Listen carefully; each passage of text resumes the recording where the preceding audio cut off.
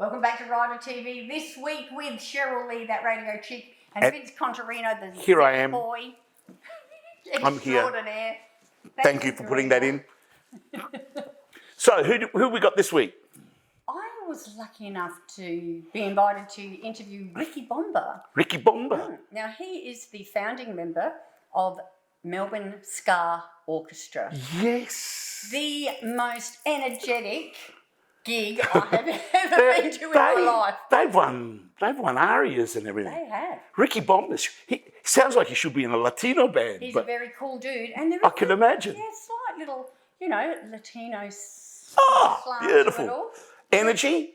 Absolutely. So what do they like to interview? Interesting man. Okay, well, let's have a listen. Are you ready to get smart? Yeah!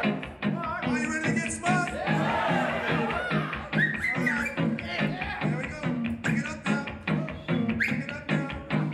Pick it up now. Yeah. 1, 2, 3.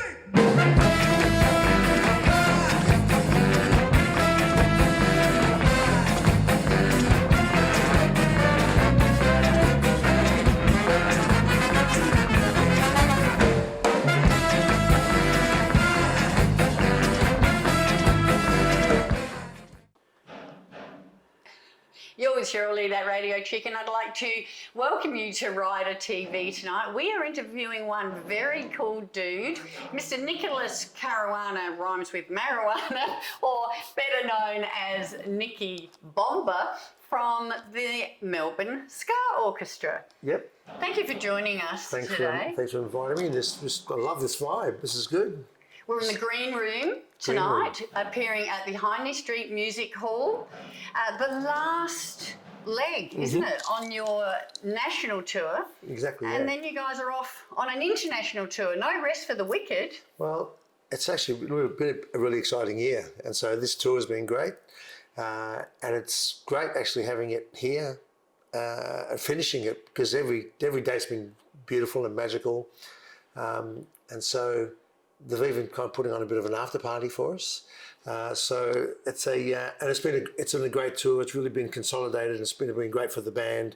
And we're getting ready to record our next album. So this is kind of the start of that energy explosion. Yeah. So we've got a rap party tonight. Is that what you're saying? We have. I haven't found out the details, but apparently there's something you have to scan. Yeah.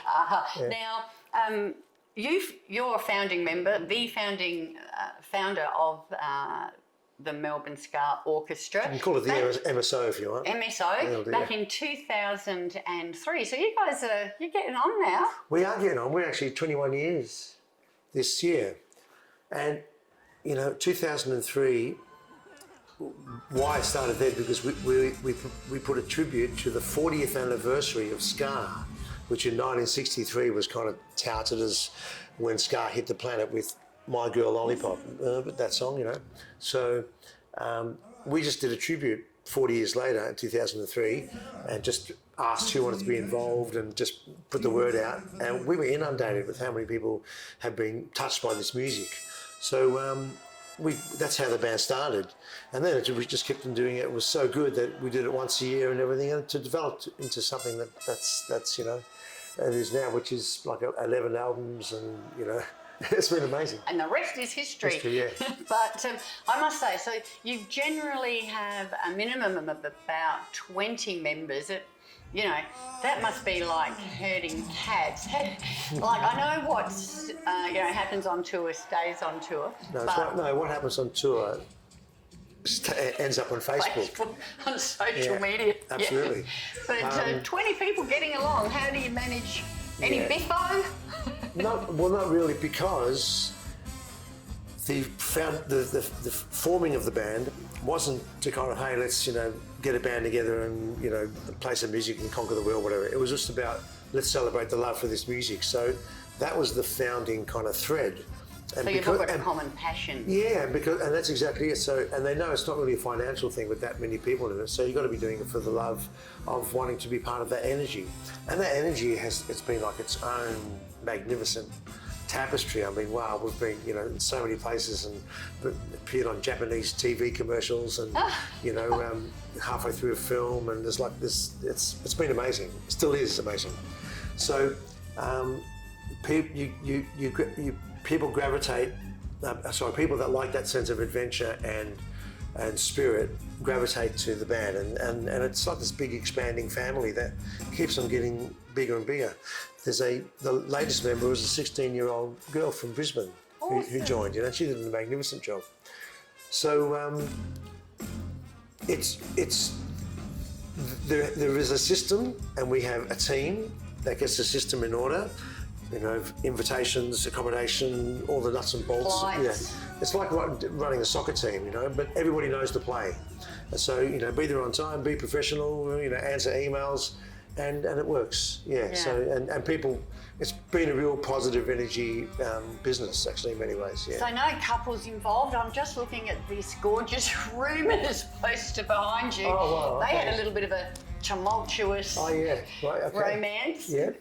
So no, any couples? Oh yeah, 100%. Yeah. The Sally Ford, the saxophone player, is married to Patrick Cronin, the trumpet player, and they've been a solid institution in the Melbourne music scene for a long time, especially Spanish music. You know, they've had the Texicali Rose and the Puchacho Playboys, and Sally Ford has done many Spanish. She sings Spanish in the band as well. So there's that couple. So have you got My any brother. MSO babies? My brother's in the band. MSO babies. Oh well. Have any couples met and had babies? No. Not yet? Not yet. Well, there's one more Not thing yet. to do. I mean, yeah. It's like I suppose if you wanted to look at it, it could be an episode from Days of Our Lives. Yeah. Yeah. But you know, we just have fun with the music. Yeah, good on you. Well, so we were chatting on the radio the other day, and I don't suppose you brought one of your little Rocket USB Oh, with no, you you. should have reminded me. Oh, Okay, sorry. that's I didn't all right. know. We might have one here, I'll ask. Yeah, and if not, I'll get some footage from our Zoom chat. Yeah. And because I just thought that was such a unique idea and so amazing. Yeah, so... Tell us about your little Well, it's rocket. like, okay, so... You- we like an recorded album. our second album was called Sierra Kilo Alpha, and we recorded so many songs that we had 2 albums worth, and that was the one that we won the ARIA for. So when we won the ARIA, we said, look, we've actually got all these other songs that came with that session, but the record company, and there wasn't enough kind of funds to kind of do a full release with that. So we said, let's do something quirky with it. So at the time, you know, you could have a whole album on a USB, you know, on a thumb drive, you know. So, but you could make it look any shape you want. And we got this little spaceship. Yeah. Because the whole thing with Sierra Kilo Alpha was about kind of intergalactic ska in many ways.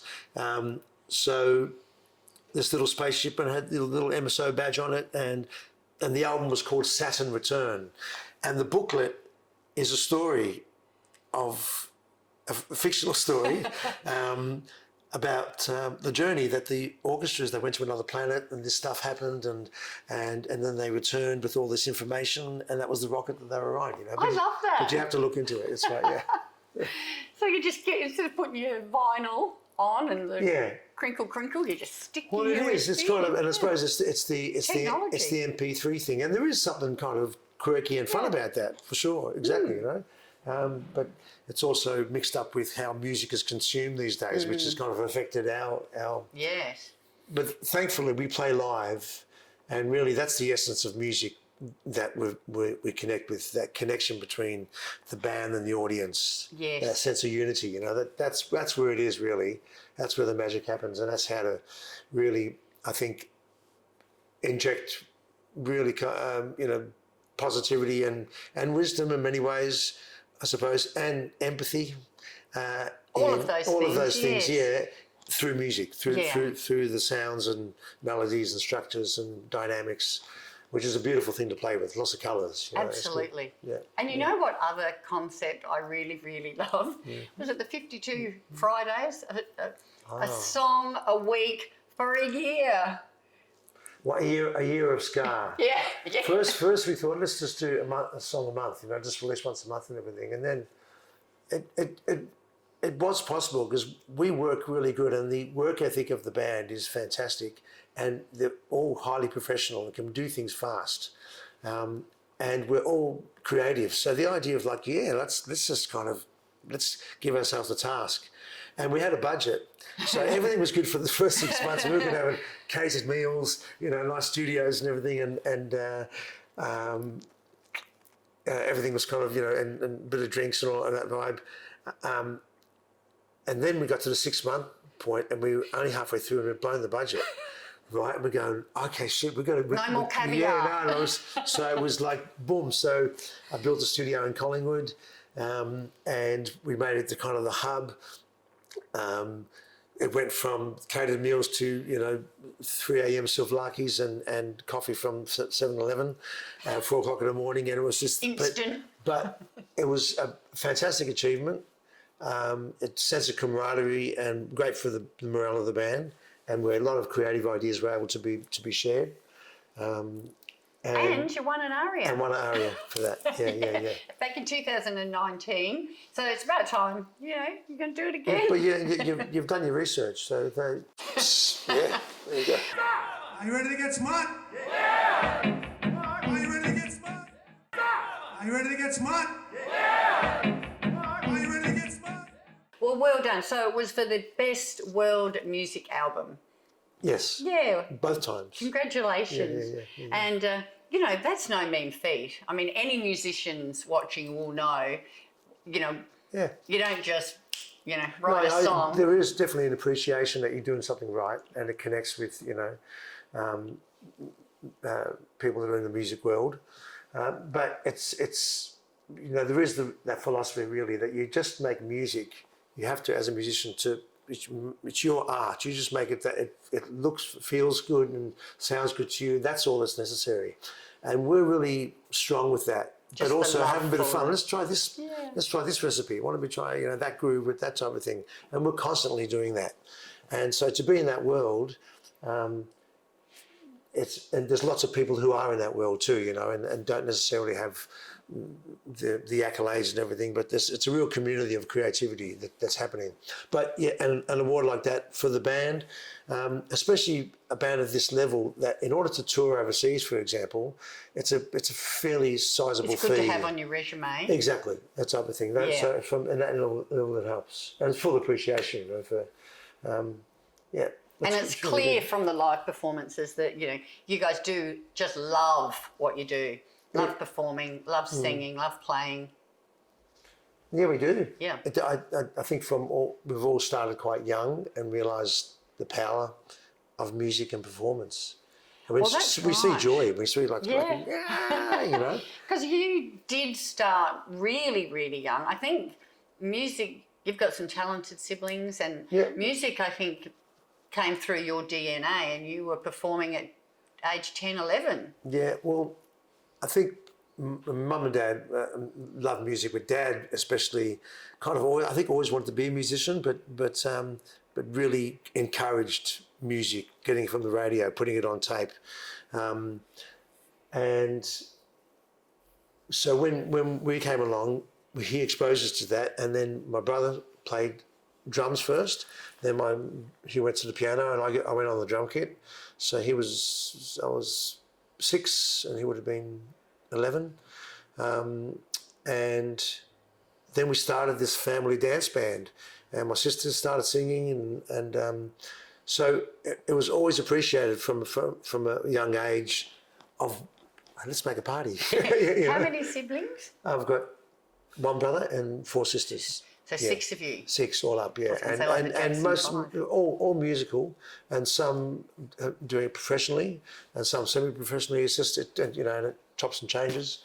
But Dad was kind of the spearhead and the manager. And I even recorded an album with him. I did have all the Maltese songs that he used to sing, and that's been a beautiful gift to keep giving to people too, you know, since he's passed, you know. Yeah. So it's been a beautiful journey, and you know, I have children and grandchildren, and all that is being encouraged at the moment, you know. So it's beautiful. Music it brings everybody together, doesn't it? It is it's an incredible medium. and when you hear even just tones and frequencies, I think it's really an untapped science. I mean, that and especially in the healing world. And then healing, even like, the right vibrations into people by a performance and by dance and that type of thing. You don't necessarily have to go to a sanitarium or a retreat. You can kind of get it with the musical things. Well, you starting at such a very, very young age, I was going to say, was there ever a plan B for you if this whole music thing hadn't worked out? Yeah, there was.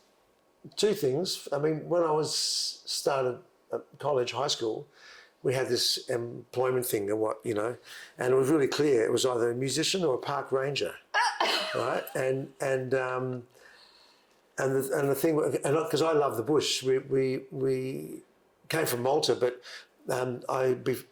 one of the members of the band in the early days was Austrian, and I really connected with the Austrian family and used to go on holidays with them to a place called Bright, which is where I live now. And that connection to the mountains really affected me. And so I always thought that would be a thing. Working in the bush and everything, it's fine. But then I got into electronics as well. And that was the other option. And I even did an electronic course, and I was into ham radio. So I was able to speak to people in other countries via the radio, and I love that sense of connection of communicating that way. So that's why my record label is called Transmitter. Nice. Yeah, so it's that type of thing. But then when I was 16, we got offered a 4-month tour to Queensland, and I was about to start year 11, and I went, oh, well, I can do music full time, So I went on tour, and I did year 11 by correspondence, and then finished that. And then off you went to be a rock star. And then wrote my first song, and had many first adventures. But I still kept the electronics because I have a recording studio, so it's all still connected. And I live in the bush. Yeah. See, you're a park ranger and a musician. Yeah. Now, I can just imagine what the size of your rider must be with 20 of you. Have you got any non-negotiables that you guys have to have in your green rooms? Coconut water. Yep.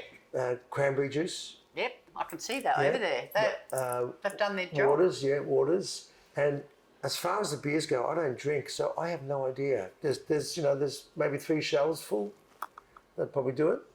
But I've no idea. I don't drink beer, so I would not be able to tell you what quantity they need or what quantity there is, or what quantity is required. That's right. I have no idea. So no Spinal Tap moments. We've got to have this wine, or we're not going on. No, the Spinal Tap moments are more. We overseas. We roll up out of the airport, and there's like 14 of us, and two station wagons roll up. Oh no! Yeah. It's like. That ain't gonna work. Yeah. You know what? I've got 5 kids. That happened to us in America. There you go. Yeah, a little car rocked up for 7 of us and all of our luggage. So I know the feeling. Yeah. It's like even a Tetris player's not going to work this out. No, exactly. We get into Tetris a lot. We had a Tetris moment actually this morning. It was funny. Oh, now I think we are going to be introduced to a couple of other members of the band. I think, generally what's happening now is... some noise. Our sound check is kind of happening, but I haven't heard any horns yet. They're waiting on some carpet, so we could have a little break and then second half. Yeah. It's a soccer team. Are you ready to get smart? Yeah! Are you ready to get smart? Are you ready to get smart? Yeah! Are you ready to get smart? Welcome back here on RiderTV. These entertainers, believe it or not, are a little bit shy, but I've rustled up a couple of members of the Melbourne Ska Orchestra that I'd like to introduce to you. We'll start with you. Yep. G'day, I'm Anna. I'm a baritone sax player. And how long have you been playing with the orchestra? About 5 years now, yeah. And how much longer are you going to play with them? Depends how long they play. Probably forever. They play. They've Yep. been going a long time so far. That's it. They've been going for 20 years, so you've got, you'll be getting a gold watch. Is that what you get after? How long do you have to be within an organisation to get a gold watch? 20, 25? Yeah, I don't know. Shit. But you're planning to stick around for a while? I just realised I failed to give one to an employee that has just left after 25 years. Oh, really? Yeah, I should have given them a gold watch. Oh well. You can make up for it. You can get it now. Okay. Who else have we got here? My name's Ed. I play trumpet. One of the three we've got today in Brisbane and Adelaide. Sorry, I'll keep thinking. Where are we? What's It's your been a name? long- Where do you live? It's been a long couple of weeks, hey. No, that's it. I've been playing with the orchestra since 2015, I think. So Wow. quite a few years 10 now. years. 10 years. Oh yeah, I suppose Yeah. it is now. Yeah. You'll be getting a gold watch too soon. I've put my request in already. Yeah. Yeah. Oh, very good. And who else have we got here? I'm Dan Kerr, the guitar player, and I've been doing it about 5 or 6 years. Started as a sort of a fill-in kind of guy when the main guy before me couldn't make it or didn't want to go that far, and he left the country, so I got the gig. Now you can't leave. No, I don't want to leave. It's great fun. It seems like great fun. Now, who's going to tell us about the new single? It's called John Wayne, and you can probably find it on all major streaming services. And you can probably go to Melbourne Ska Orchestra website.com and probably see a video soon. I'm assuming they're going to do some sort of video and we'll do, and what other goodness is on there, I'm not sure, but yeah, have a look. Well, good luck tonight, everybody. You've been working really hard and you've saved the best till last here in Adelaide. Thank you for coming and have a great gig. Thank you. Cut.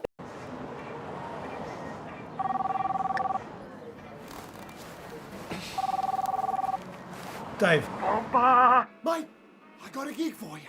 What? It's the best gig of your life, mate. But you gotta go straight there, now! Ooh. You got the Scar Locator? Yeah, I got it. I think it's working. I'll tell you how to get there. Just use The Ska Locator!